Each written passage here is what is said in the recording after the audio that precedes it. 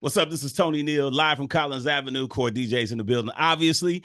And I have a legendary situation going on right now. Now, you know, I've been down here trying to get this whole thing going on with my interviews, and down here, I was summoned down here by Ron on the hip hop side. And we have a conjunction of things going on. Obviously, I do the hip hop side, but we have a situation I'm gonna talk about first. We're gonna introduce Slim.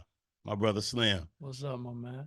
And Vernon and Carlos. Because they have a situation with on the Latino side now. Am I right? I want to make sure I'm saying that right.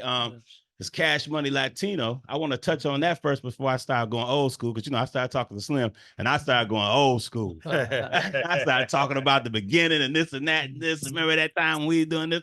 So give me some let me know what's going on right now with Cash Money, and happy anniversary too. You know, with the whole Cash Money, is it 30 years now? Yeah. Man. We've been around, bro. Man, that went past, man. Yeah, 30 years. Fast too. Yeah, so fast. Give me let us know what's going on with this Latino division now of Cash Money. Well, we wanted to broaden our scope of label and bring in other, like we done had pop acts, we done had rock acts, and we wanted to get into the Latino business of music, and we always respected and listened to their music, and Carlos would translate the words to me, and I like the music. Mm-hmm. You know what I'm saying? I wanted to have the opportunity to be a part of their movement. It's great. I like what they're doing. And, you know, back in the days, they had a couple of guys I was real cool with was Daddy Yankee and what the other guy name was? Yandel. And we used to talk when they come to the studio at the Hit Factory. So, you know, we always discussed that. So this is something that you've been wanting to do for a while then? Yeah. I wanted to do it, but I needed the right people, and I needed to understand their culture. Right. Before I got into it, you know what I'm saying? So I got me and my brother discussed that. Speaking of, that's a good segue, because I got via satellite. Some call him Birdman. I call him Baby. My brother Baby's online. What you say, T-Neal? I can't complain, brother. Same old. So do you have something that you want to add into that? You know, that's kind of like I say, some been looking into doing it. Carlos helped us a lot in understanding it, but it's something we've been thinking about doing probably about 10 years, right, Slim? Right. Yeah. So that's a conversation that's been going on for a minute. Yeah. So we wanted to make sure we had the right people in place, you know what I'm saying, and to do this the right way, you know what I'm saying. We always want to do it right, you know. Just having the right staff, and you know, and giving every artist the opportunity to grow. You know, that's what this is all about. If anybody could do it, y'all can, man. Y'all touched on every aspect. Y'all even had Tina Marie for a minute. So, you know, y'all Tina was great. That's right. Yeah, you know, y'all done touched on every aspect of every genre. Have you ever did like rock? Yeah, we had Kevin Rudolph. See there? See what I'm saying? Kevin Rudolph. You still hear that in every arena. Yeah. Look at that. That was one of the big, still to this day. I was in an arena about 3 or 4 months ago. I think it was Barclays. And what I hear, let it rock, let it rock. Wow. Yeah. See what I'm saying? Then we had Jay Sean. Yeah, that's right. He was from London, and he was the first London artist to have a #1. So we was always eager to try something, bro. You heard me? We didn't want to be Cash Money to be known just for hip hop. We always wanted to try different type of music. No boundaries. At all. For a fact. I had to get in here. You know, my family is I had to make sure I got in here. You know, my family is from up top. My family is Bastrop. So I had to make sure that I came here for this one for sure.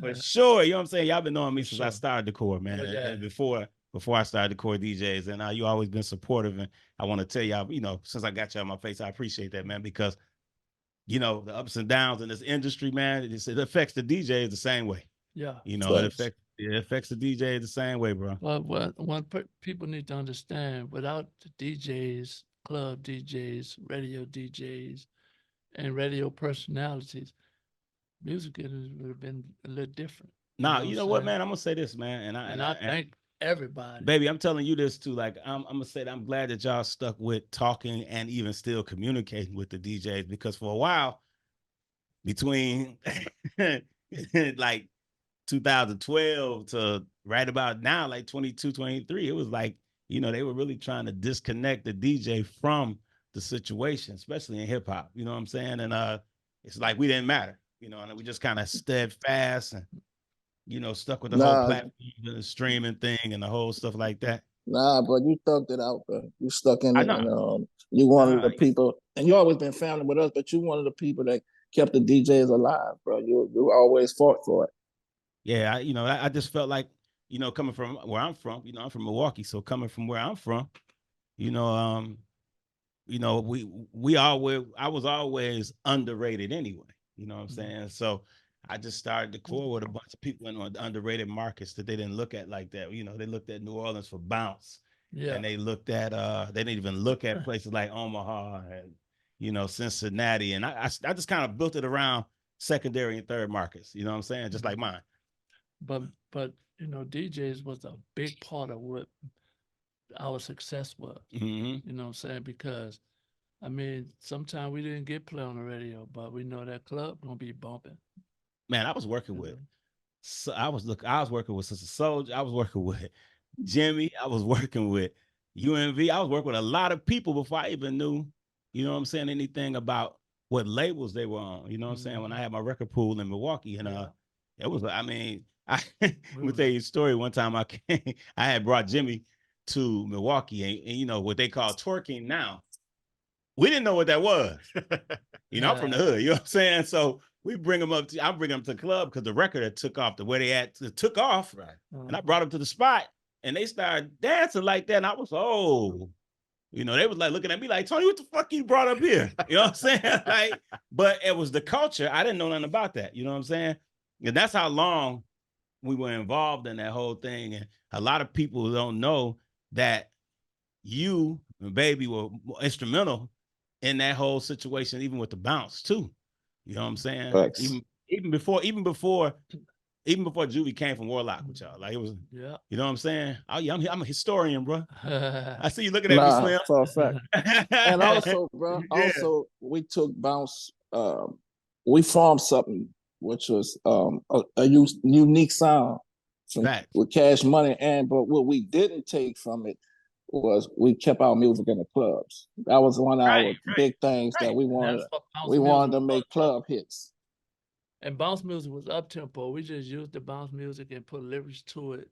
We kept some of the flavor of it, and we just created our own thing, and that's what made us, be able to be in clubs and radios and DJs like yourself and Woo to be able to play our records. Right. You know what I'm saying? We kept it hype and kept it going. So, I want to ask you this. Would you say that 400 Degrees is one of the top 5 most successful hip hop albums of all time? Absolutely. You say that, right? I would say that. Yes. Baby, would you say that? Yeah, it's up there. It's definitely up there. It's classical. I'd say that. Sure. I have a debate with people. Like I have a debate. Anywhere, anytime you can play that 400. You also got to put the Carter 3 on there too. Now the Carter 3 could be that's top 5 for sure. You say the Carter 3 is top 5? For sure. I don't want you to be biased now. You saying top 5 for real now? Or we just saying that? That's my opinion. That's my opinion. I'm entitled to that. That's my opinion. I definitely put Carter 3 up there. Carter definitely in the top 5. 3 and 4. I say that because I have debates. Like my granddaughter is and you gotta put, to be honest, you gotta put Nikki up there too. What's that? No, wait, hold on, B. Wait a minute. I'm giving you my Then reasons. You gotta put a Drake album up there. So we could be 1, 2, 3, and 4. I'm giving you my reasons why I say that. Like my granddaughter is 17 and she was singing 400 Degrees one day. Mm-hmm. Now that's 2 generations. Right. If she's 17, absolutely. Yeah. You get what I'm saying? That's a granddaughter now. Right. That's two different. You got something on that album for everybody. For the back that ass crossed over. I mean, that album moved into it moved the culture. To be honest. Right now. I mean, people who weren't even listening to rap music didn't even understand rap Like, music. baby, I'm talking It about like influenced right them. now it's still happening. Man, you know, we had, Now still doing this thing. you know what was crazy about Back That Ass Up? People didn't understand our accent was so heavy. Mm-hmm. So they didn't understand what the song was saying. No, that was huh. They didn't understand what Huh. huh was. So I was telling them, man, look, what we need to do, we need to go get like 100,000 flyers and put the words on there. So what we did was, me and my brother, we put the words on 100,000 flyers and start passing them out. People start understanding because it's everyday language. Right. So, and that's what really like. And so did you started base blowing it up. did you and Baby base the records on everyday language, something that was relatable to everybody? Yeah. Even I with mean, Wayne, New Orleans, Nicki? we talking slang, so Right. you know, that was easy for us, you know what I'm saying? But That's outside why- of New Orleans, people didn't understand it. That's why Juvie kind of called his style off the porch. Because it's, Yeah. you know, you just be on the corner, you know, be in a project and you hear, you know, they creating different words every day. Yeah, that's what's up. Like That's worded. Yeah. So what is that? What's What would up? that be? That's common just talked for about that. everyday conversation. Ward is like saying, what's up? Ward, instead Okay. of saying his name, you just say Ward. Like my grandfather's Jamaican. It's kind of like say wop, right? Like Mhm. Excellent. All right. It's like that, right? Yeah. I'll make sure I'm right. Yeah. I want to get too far off from the Latino. My brother, tell me your involvement and give me some of the artists because I want to make sure I get that in. Give me some of the artists that are on the label that you have because I know we have them here, but I Yeah. want you to tell me from your words. Midnight and Carlos know the rest of them. Yeah, Carlos? I got it right here. Is his mic on, Carlos? You on? Yeah, he's just saying. You know the name of them. But I know Midnight and So we got he's 6'4", so I know who he is. Oh, facts. He right there with you. Yeah. so we got Jeffy, Uh-huh. we got Midnight, we got Blanco, and we got Dime West. How did you come across these artists, man? You said 4 of them. How did you come around? How did you come across them? Well, like Slim and Baby said, we've been trying to work on this for about 10 years now. Did they already have their own movements going on? Some of them did. Yeah. Huh. And we signed this label, and the label had some artists, so we just got the whole label, and we have a partnership with them, and I mean that's just the beginning because we got some other guys, Flash and Nero, as well. So we're just trying to stack it up and make have some motion up in the Latino That's right. business. Yeah, that's right. I love it, man. Mhm. That's like that's the only thing that y'all hadn't done yet, so it's happening. Yeah, so we're gonna give it a shot. Yeah, that's what's up. That's what's up. We I don't mean, like to lose, so we're gonna. I'm about to say you're gonna be successful. Yeah. we Every don't time like you to put your lose. hands on something and do something, you know, between you two, man, you know, it's always something that's successful. You know what I'm saying? Mhm. So I'm glad I got a chance to get down here and talk to you, man. You know, we've been working. It's the anniversary. How you feeling about what you've been doing for the last 30? Did that just fly by? Do it seem like it just flew by? just flew Baby, did by. it seem like it just flew past, man, that 30 years? This flew by, man. It's been a minute. I mean, but you know, we're excited, and It's been longer than 30 years. But we was independent 7 years. Yeah. Because We've been it's with like- Universal 30 years. been for Universal for 30. Yeah. But out the trunk's been what, 35, right? Yeah, something like that. 37. Woo. 37 going on 38. Baby, We you was got independent hours? 7 years. Baby, you got hours too? 37 years, Baby 6 got months. minutes a second. Yeah. He Nah, went down to say- the second. Yeah. Nah, man, it wasn't easy, bro. You know, Nah. and when you've been grinding like that, you're gonna remember it. It's just gonna make you remember because we really put it in. We come in an era when you had to do your self-promotion. Hey, We man, I get was up all night, put posters up. Man, my brother really grind real hard, bro. Nah, for sure. I was on the bus one time when y'all remember we pulled up on me, you, Slim, we pulled up on the Black Flag. What's that flag record that Trick Daddy had? What was that shit? We was out sitting and we was sitting on a bus. Yeah. And Baby walked up to me with the Carter 5. He said, "Hey, I bet you this won't get leaked."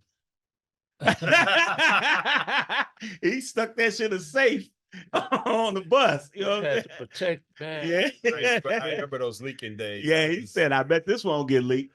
Hey, you know, so man, it just I've been around for a Oh few yeah, you've been around. for a few things, man. Was able to see us grow. I mean, a lot of people, man, were able to see us grow Nah, and see fact. what we did. You know, see some of the things. Man, my brother used to be out 4, 5 in the morning before anybody wake up. I got the paint. He got the paint. I got the posters. We putting up poster boards late at night, popping the trunk, putting up posters, and Man, this just doing seriously everything. speaking, man, because I come from the same background. It's when you say that the grind was real and switching backgrounds and switching from what all you know. I'm from that, Yeah. same background. And when I started DJing, man, that saved my life. For sure. You know, it saved my life because I was fucking up. Everybody was, bro. Yeah, I was fucking up. Like, my Everybody shit was was. crazy. But you know, the most thing I'm proud of about everything we did, all the artists we had, Mm-hmm. I could say one thing: they all has been successful with us in music, Mm-hmm. and they've been successful past us in music. And that's the most thing that we are proud about, that there are young men and women I was just about to say that. are making headway, making millions, taking care of their family today. Man, y'all created men and Yeah. women. That's a big thing. Like outside of the success that they have and the backgrounds they had, out of all the backgrounds and different ethnicities they had, y'all created men. Y'all created They could have You really could say we turned boys to men because they was Fact. kids. Majority of them. Fact. Like Wayne was 9 years old, BG was 10. Juvenile, they was teenagers when we Yeah. started it, and we built them.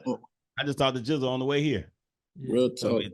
tell you he love y'all. Yeah, You know, for I sure. was just on the phone with him on the way here. For sure. You know, my you brother, know. I'm definitely when we get past this shit, I'm bringing him straight here. We so happy he home. Mhm. You know, it's a blessing, man, and hopefully he get a chance to do what we gonna do in July, on July 5th in New Facts, Orleans for facts. Essence. You know what I'm saying? We praying that he get the clearance that he needs so he could continue his career and be able to provide for his children and family.